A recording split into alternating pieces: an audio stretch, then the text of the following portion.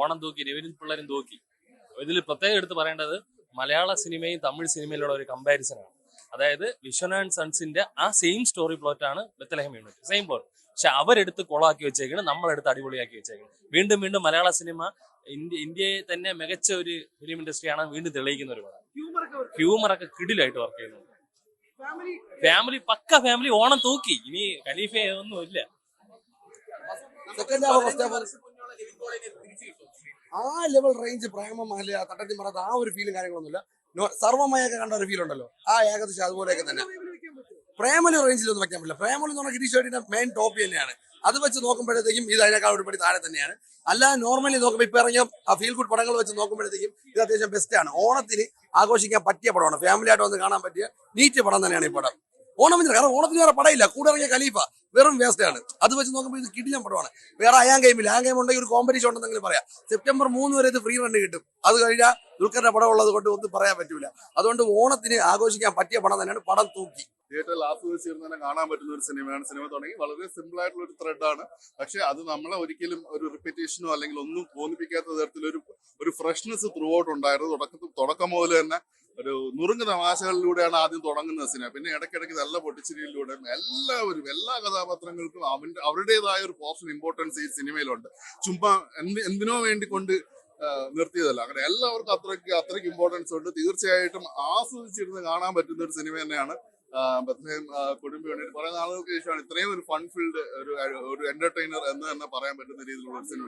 തീർച്ചയായിട്ടും family audience ആയാലും യങ്സ്റ്റേഴ്സിനായാലും ജെൻസിക്കായാലും എല്ലാ ഏജ് റേഞ്ചിലുള്ളവർക്കും തീർച്ചയായിട്ടും ഇഷ്ടപ്പെടാൻ പറ്റുന്ന ഒരു സിനിമയാണ്. കിടു ഒന്നും പറയാനില്ല. കാരണം പുള്ളിക്കാരി ഓരോ ദിവസം നമുക്ക് ഭയങ്കര സന്തോഷമാണ്. കാരണം യാതൊരു ഫിലിം ബാക്ക്ഗ്രൗണ്ടൊന്നും ഇല്ലാതെ സാധാരണ ഒരു ബാക്ക്ഗ്രൗണ്ടിൽ നിന്ന് വന്നിട്ട് ഒരു ഫിലിം ഇൻഡസ്ട്രിയിലേക്ക് വന്നിട്ട് നമ്മൾ സൗത്ത് ഇന്ത്യൻ സിനിമയിൽ തന്നെ ഒരു സെൻസേഷനായി മാറാൻ കഴിഞ്ഞതിനും പിന്നെ അതുപോലെ തന്നെ മലയാളത്തിൽ അതേ രീതിയിൽ തന്നെ ഈ ഒരു അവരുടെ റേഞ്ച് കണ്ടിന്യൂ ചെയ്ത് കൊണ്ടുപോകാൻ കഴിയുന്നതിൽ തീർച്ചയായിട്ടും ഒരു മലയാളി അങ്ങനെ എനിക്ക് വ്യക്തിപരമായിട്ട് അഭിപ്രായമില്ല. എന്നാലും ഒരു അച്ചായൻ തൂക്കി എന്ന് തന്നെയാണ് ഞാൻ പ്രതീക്ഷിക്കുന്നത്. Bro, Nivin Onam is back. Nivin is back. വീണ്ടും കംബാക്ക് ആണ് നിവിന്റെ. അടിപൊളി പടം. ഷുവർ ഷോട്ട് 200 കോടിയാണ്. കാരണം ഒരു മമിത നിവിൻ കോംബോ എല്ലാം 10ൽ 10. വേറെ ഇനി ഒന്നും പറയാനില്ല. ഓണത്തിന് നിവിൻ തൂക്കി. ഇത് പേടിച്ച് ചിലവർ മാറ്റിയിട്ടുണ്ട്. പക്ഷെ അത് ഖലീഫയെ പേടിച്ചാണ് എല്ലാവരും മാറ്റിയതാണ് പറഞ്ഞത്. ഖലീഫ അല്ല പേടിച്ചത്, ബെത്ലഹേമിനെ പേടിച്ചാണ് എല്ലാവരും മാറ്റിയത്. നല്ല പടമായിരുന്നു. ഫാമിലി ഓറിയന്റഡ് മൂവിയാണ്. അടിപൊളി. ഞങ്ങൾക്ക് ഒന്നുകൂടെ കാണാനാണ് നമ്മളിങ്ങനെ ഇരിക്കുന്നത്.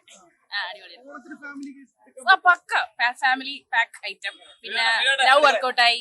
കോമഡി ഒക്കെ ഫുൾ. എല്ലാവർക്കും ഓരോ രീതിയിലുള്ള റോൾ ഉണ്ട്. ഒരു 2.5 മണിക്കൂർ ചിരിച്ച് ഭയങ്കരമായിട്ട് നിവിൻ പോളിയെ കണ്ടിട്ടിരിക്കുമ്പോൾ നമുക്ക് തന്നെ ബ്ലഷ് ആവും. അങ്ങനത്തെ ഒരു ഫ്രെയിം കാര്യങ്ങളൊക്കെ അടിപൊളിയായിരുന്നു. മൊത്തത്തിൽ ഹാപ്പി ആയിരുന്നു. കൊള്ളായിരുന്നു ബ്രോ. നല്ല മൂവിയാണ്. ഫീൽ ഗുഡ് ആണ്. നൈസാണ്. കോമഡി ഒക്കെ വർക്കൗട്ടായി. ക്രിഞ്ച് പോലത്തെ സാധനങ്ങളൊന്നുമില്ല. നൈസാണ്. ഗിരീഷിന്റെ കാര്യങ്ങളെല്ലാം വർക്കൗട്ട് ആയിട്ടുണ്ട്. അടിപൊളിയായിരുന്നു. കൊള്ളായിരുന്നു.